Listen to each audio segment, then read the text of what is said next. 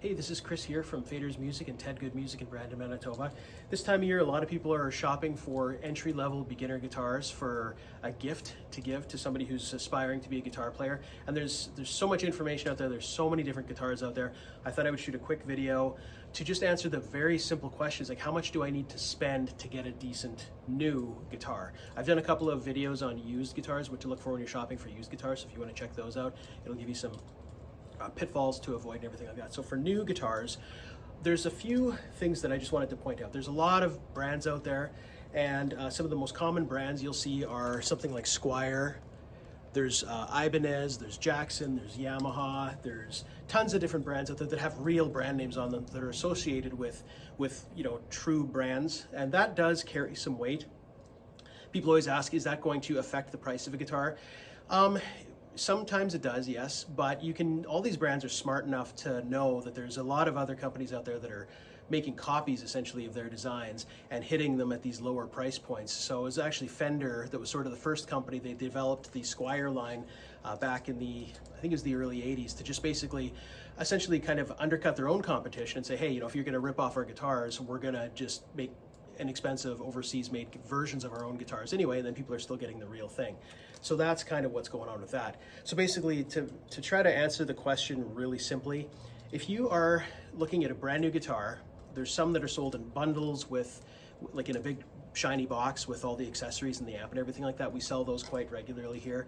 Squier is a really commonly used one for that. And those are good. Usually you're getting kind of, really lower level accessories, and the amp in it is quite often, depending on which package you're buying, the amp is sometimes a little bit on the basic side. So a lot of times we like to sell if you're looking for an amp and guitar combination, we sort of recommend at least considering doing it kind of in an a la carte sort of way where you can choose your guitar and choose your amp, and then we have really special discounts and deals when you're buying a guitar and an amp loose like that on accessories. Then you can choose your accessories, the color of your strap, and all that kind of stuff as well. So that's something to consider. So basically, there are guitars I know I'm talking a lot here before I get to the point, but basically, this guitar here, it's a Squier Sonic Telecaster. And as of, again, this video is being made in November of 2025, so prices will move around. If you see this video 5 years from now, this may or may not be relevant. But a guitar like this, the Squier Sonic series, they do Telecasters like this, which is this body style, and Stratocasters. And they're under $300 Canadian, so $289 for this one, $299 for a lot of them. Around that $300 price point, you can get a good guitar. Like these guitars, we can do, how I judge a good entry-level guitar is when we go to make adjustments to it. We need to adjust the truss rod, or we need to clean up the electronics or anything to do with the bridge. If we can do that, then it's reasonably decent. We always check the neck and the frets and make sure that's good. Any time that we put a new guitar out, it's always goes through a full setup, whether it's a $300 guitar or a $3,000 guitar. We always make sure that it gets the same attention before it gets hung on the hook and afterwards, so that whoever buys it is going to be happy with it. There are cheap guitars out there that, well, first of all, we won't even take them on trade because we know that they're just not worth anything, and they'll use extremely cheap wood, extremely cheap hardware, like the metal parts. You go to make an adjustment to a screw, and the screw will strip and fall apart. So, and then you got to start finding parts to replace that, and it's a nightmare. And then the electronics, they hum and they buzz, and they just generally the guitar just doesn't function properly. Not to mention, you're trying to play, notes on the neck, and the frets are all uneven, and it just makes it an absolute nightmare. So there's a lot of stuff out there, but if you stick to the name brands, I mean, they know what they're doing. Like Squier, they hit those price points, $300-ish. They don't go too much below that with the Squier line. The Jackson JS11,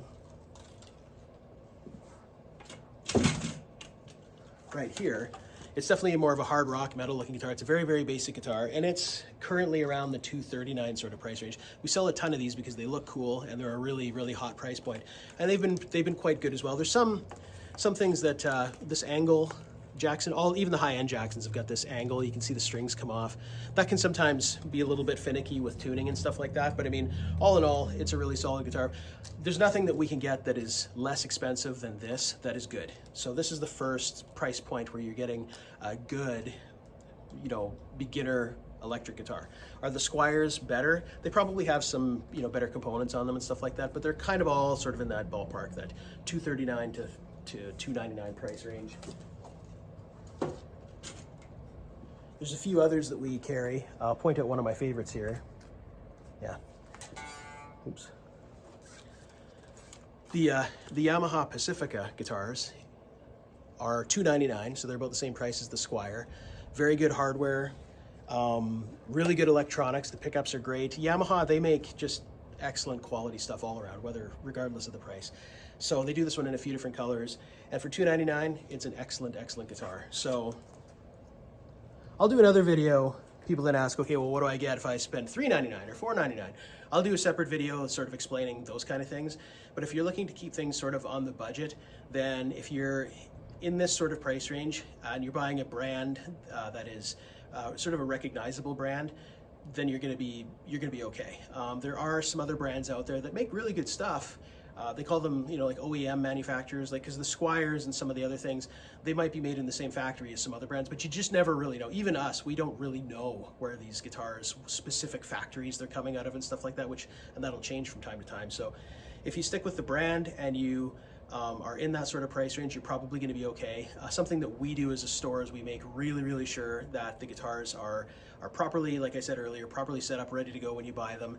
And after the fact, you know, you can bring it in a few weeks, do a couple adjustments. We give everybody a setup card, which I should have had in my hand so I could show you, but I don't. And it basically entitles you to a full, complete setup, which is about a $70 service about 6 months after you buy the guitar. And that way, you can bring the guitar in, we can make sure everything is dialed in perfectly still. And by that time, it's kind of settled into your house and it doesn't do as many fluctuations and moves and stuff like that wood guitars will do from time to time. So we would just want to make sure that you're happy with the guitar in the long run. So hopefully that helps. A lot of people ask that question, and I thought I would do a video just to sort of give my 2 cents on it, and that's basically my 2 cents. So thanks for watching, and hope to see you soon.